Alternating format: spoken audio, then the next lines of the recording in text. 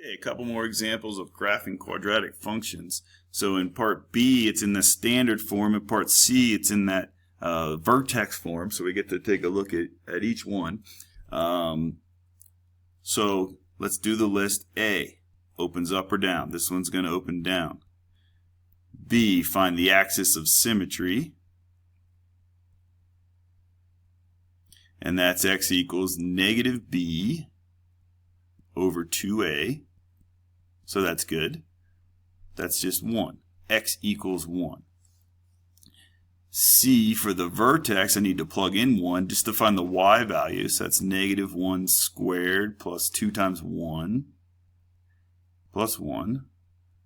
1 squared is 1. Make it negative plus 2 plus 1. Negative 2 plus 1 is 1. Plus 1 is 2. Okay, so my vertex is 1, 2. See what we got so far. Axis of symmetry. 1, 2. Opens down. So it's going to cross, and that makes, well, let's find out. We got to find the y-intercept, see if it lines up with our, you can kind of correct your errors as you go, because if 0, 1 doesn't kind of match what's happening in my information so far, like it opens down, so it looks good, right? Here's my vertex. It's a maximum point, and it opens down.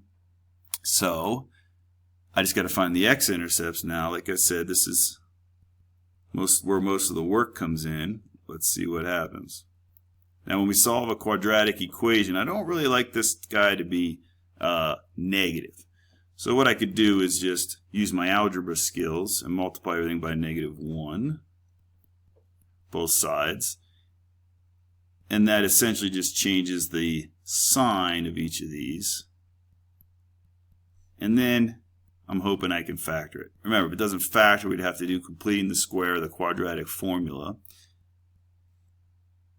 Will this guy factor? So I need two numbers that multiply together to give me negative 1. And add together to give me negative 2. Ooh, this is a tricky one. Let's find out.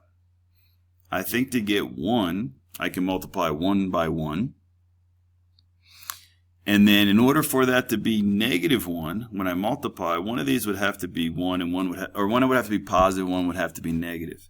But here's the problem. You're not going to get the negative 2x out of that. So this doesn't factor. So then I'm on to my other methods. Let's do completing the square. I think this one will be good for completing the square.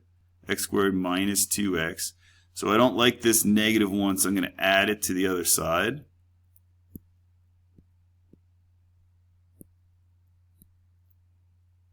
And I'm going to complete the square. Half of negative 2 is negative 1. Square it plus 1. You could do the quadratic formula if you want as well. I just figured this one was set up pretty easily for completing the square.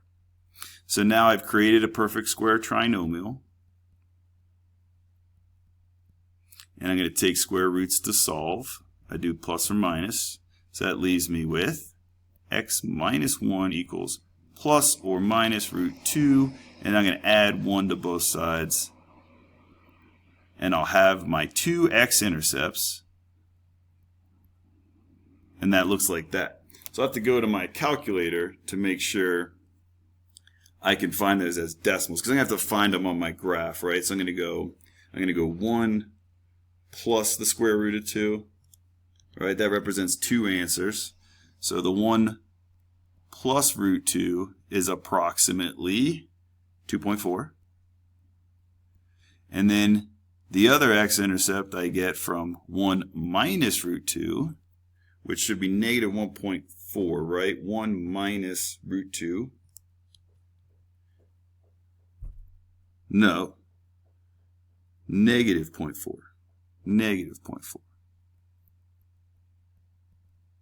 Okay, so maybe I'll come up here since I used a lot of room and write those as 2 points to keep me straight. Negative 0.4, comma 0, and 2.4, comma 0. And see if I'm right. That would be this guy right here. That's about 2.4, and that's about negative 0.4, and it looks like I did it right. Okay. How about a function given to you in vertex form? See if we like this one better. The vertex really is really easy to get here. I know that I can still go through my list. Opens up. You kind of use your imagination. If you were to square this out, the first term would be positive. There's no negative there. And then in this case, I'd probably find the vertex first. I don't need the negative b over 2a. Based on what we did from transformations, I know the vertex is -3, -4, which means the axis of symmetry will always match that.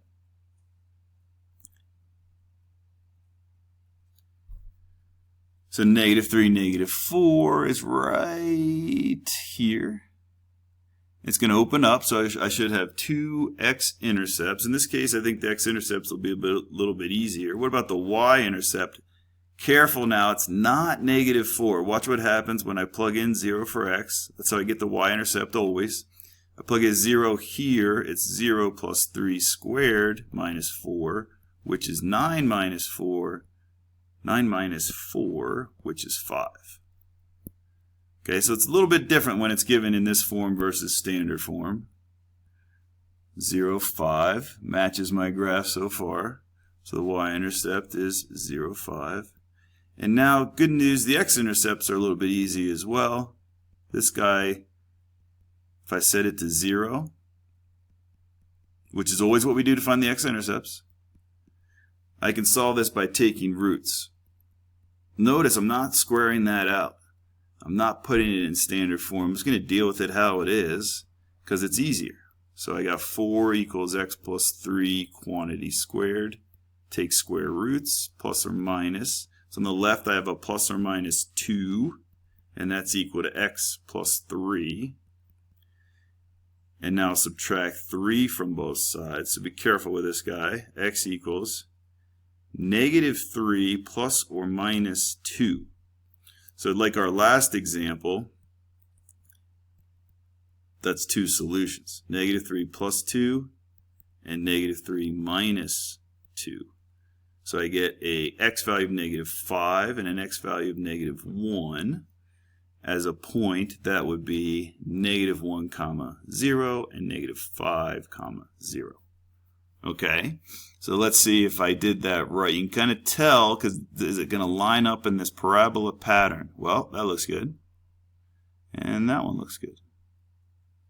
So I just connect the dots, and it's true for all these other points. I missed that one, but that's pretty good. All right. So go ahead and pause the video and see if you can do this one. And it should work basically the same way. This one should open down. I can tell right away it opens down. The vertex, the easy ones are vertex -4, -3. I know it opens down.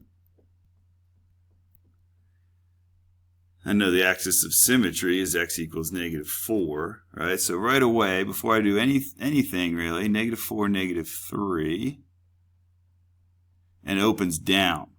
Okay, so there shouldn't be any x-intercepts on this one. So this is the first one we've seen there. So let's take a look. This is what I usually call A. This is what I usually call B. This is what I've been calling C. The y-intercept, that one's easy, so let's knock that out.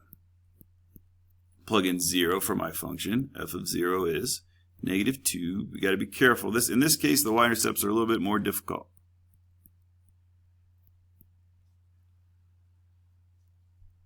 -2 times 16 minus 3. -35. Oh, I didn't give myself enough. That's way down here.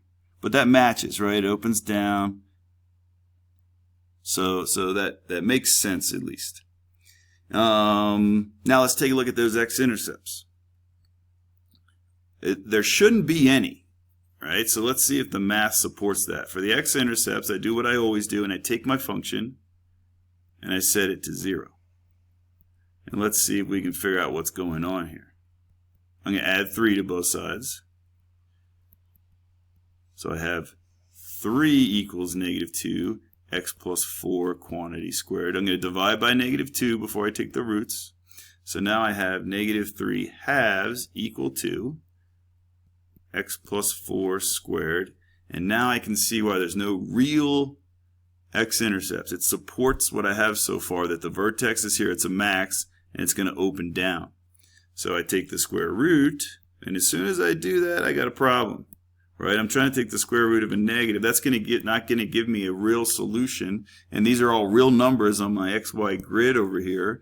So I know there are no x-intercepts. And then I can graph my function just with these 2 points. Now, if you wanted, you can use the axis of symmetry. I haven't showed you this yet. The axis of symmetry, if this is a point, then this is a point.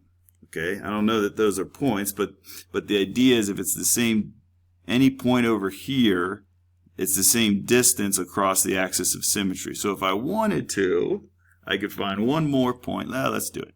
I want to know what y is when x is negative 3. I want my graph to be a little bit more accurate.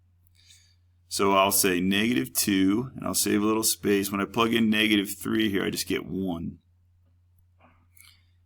Minus 3. It's negative 2 minus 3, and that's negative 5. So I found a point. Input negative 1. I'm sorry, input negative 3, output negative 5.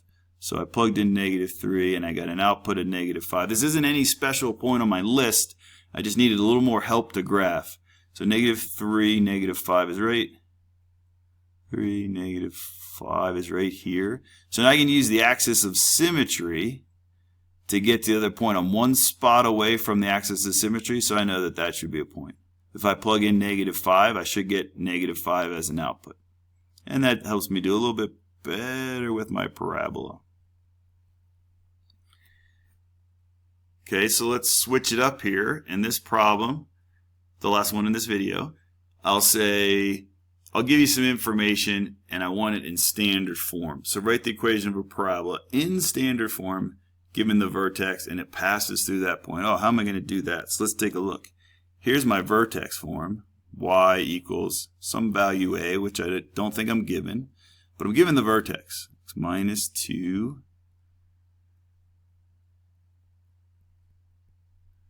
Alright, so how do I find a? Vertex is given. I got to find a. Oh, that's where this other point comes in. Y16, x4. So think about that for a second.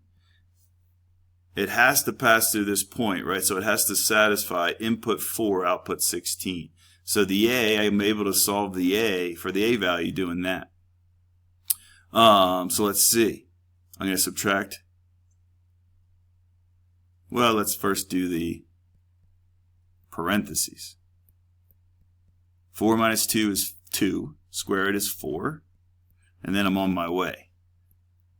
4a plus 4 equals 16. I'm going to subtract 4 from both sides. 12 equals 4a. And then I'm going to divide by 4.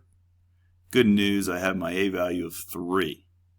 Alright, so I have my equation, y equals 3x minus 2 squared plus 4 in vertex form, but I got to find it in standard form. So let's go ahead and take a couple more steps to put it in that standard form. Standard form is ax squared plus bx plus c. So remember, x minus 2 squared means x minus 2 times x minus 2. So I get 3, FOIL that guy, x squared minus 2x minus 2x minus 4x plus 4 plus 4. And then I'm almost done. Let's distribute the 3. 3x squared minus 12x plus 12. This 4 is not multiplied by the 3. And I get my final answer in standard form. F of x equals 3x squared minus 12x plus 16.